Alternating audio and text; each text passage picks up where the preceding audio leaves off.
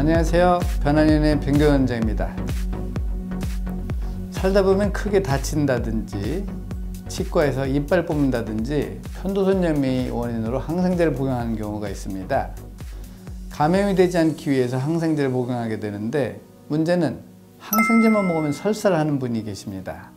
이런 분은 평소에도 설사 증상 이외에도 소화장애나 변비 등의 증상이 있는데, 감염을 예방하기 위해서 항생제를 먹지 않을 수도 없고, 그렇다고 먹으면 설사를 하고 배가 아프니 어찌해야 될지 판단이 서질 않겠죠? 그럼 도대체 항생제만 먹으면 설사를 하고 소화가 안 되는지 그 이유에 대해서 알아보도록 하겠습니다. 그 이유는 장이 좋지 않기 때문입니다. 항생제를 투여하는 목적은 세균을 죽이거나 성장을 방해하므로 세균을 억제하는 것입니다. 그러므로 감염을 예방할 목적으로 항생제를 복용하게 되는데, 항생제의 역사는 100여 년도 채 되지 않습니다. 많은 사람들이 원인도 모른 채 죽다가 페니실린이 발견되면서 균의 개념이 생기게 되고 많은 질병이 치료가 됩니다. 이렇게 간단하게 치료될 수 있는 항생제가 발견되어 의학계에는 엄청난 변화가 생겼습니다. 우선 평균 수명이 어마어마하게 늘었죠.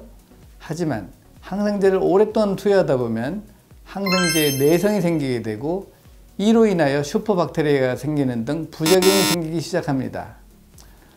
흔히 설사를 하게 되면 항생제를 처방받아서 복용하게 되는데, 처음엔 효과가 있어서 설사가 그치다가 몇 주 지나면 항생제에 내성이 생겨서 약발이 듣지 않는 이유가 바로 장내 세균층의 비율이 깨지면서 생기는 현상입니다. 우리 장에는 약 100조의 균이 있어서 음식물을 분해하여 영양분을 흡수하는데, 유익균과 유해균의 비율이 85대 15의 비율을 유지하고 있습니다. 그런데 불행하게도 우유에 있는 카제인 단백질과 밀가루에 있는 글루텐 단백질을 분해할 효소가 없이 태어난 분은 유익균과 유해균의 비율이 50대 50으로 태어나게 됩니다. 이 상태에서 유해균이 먹이가 되는 단음식, 단과일을 먹게 되면 장내 세균층의 비율이 25대 75의 비율로 깨지게 됩니다. 이런 상태에서 감염을 방지하기 위해서 항생제를 먹게 되면 유익균이 죽으면서 장내 세균층의 비율이 무려 0대 100으로 바뀌게 되고, 이렇게 유해균이 많아지게 되면 소장 내벽에 있는 육모가 죽으면서 장누수가 오게 되고, 결국 느슨한 틈을 통하여 카제인 단백질과 글루텐 단백질 등이 혈관으로 들어가서 오염된 피가 온몸에 염증을 일으키게 되어 설사나 소화불량 등 자가면역 질환이 오게 됩니다. 그러면 감염을 예방하기 위해서 항생제는 투여를 해야 되고, 투여된 항생제는 장누수를 일으키게 되니 어찌해야 될까요? 이것을 해결할 수 있는 방법은 두 가지가 있습니다. 첫째로는 염증이 있을 때 항생제를 경구 투여하지 않고 근육이나 혈관 주사를 통하여 투여하게 되면 이 항생제가 소장을 거치지 않고 흡수가 되기 때문에 설사를 하지 않게 됩니다. 둘째로는 항생제를 경구 투여한다면, 항생제를 드실 때 유산균을 복용하게 되면 항생제를 드셔도 설사를 하지 않게 됩니다.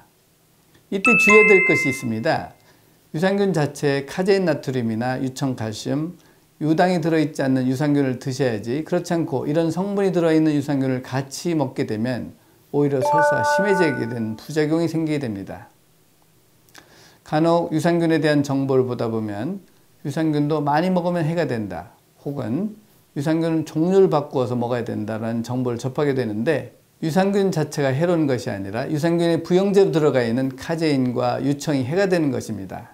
그러므로 성분을 꼭 읽어보시고 유산균을 사셔야 되고요. 내가 구매한 유산균이 좋은지 좋지 않은지를 알고 싶다면 전화를 주시면 알려드리도록 하겠습니다. 하지만 이미 말씀드린 이 두 가지 방법은 일시적으로 설사를 멈추는 방법이고, 근본적으로 설사를 자주 한다면 카제인 단백질과 글루텐 단백질을 분해하는 효소가 생기는 치료를 해야만 재발이 되지 않게 됩니다. 감사합니다.